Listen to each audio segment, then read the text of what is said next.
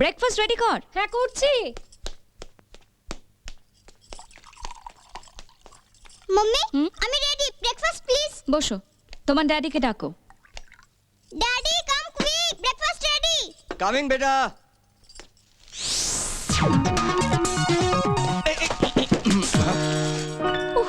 B careful Samaresh, কতবার বলেছি বয়স বাড়ছে, 40 পেরিয়ে গেছো, এ বয়সে হোঁচট খেলি সর্বনাশ, সাবধানে চলাফেরা করো। রোজ সকালে বয়সের খোঁটা কেন দাও বলো তো চন্দনা? কারণ রোজ সকালে তুমি একবার করে হোঁচট খাও, তাই।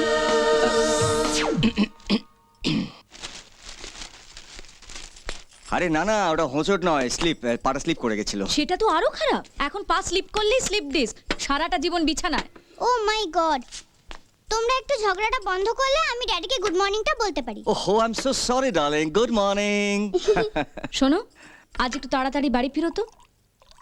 কেন, কার জন্মদিন?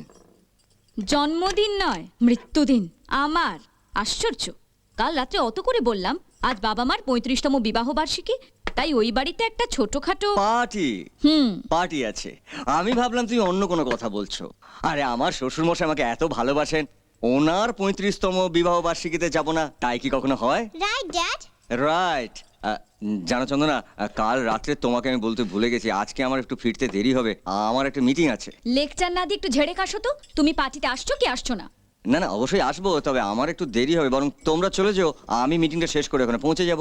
হুম, কি ওকে? ওকে।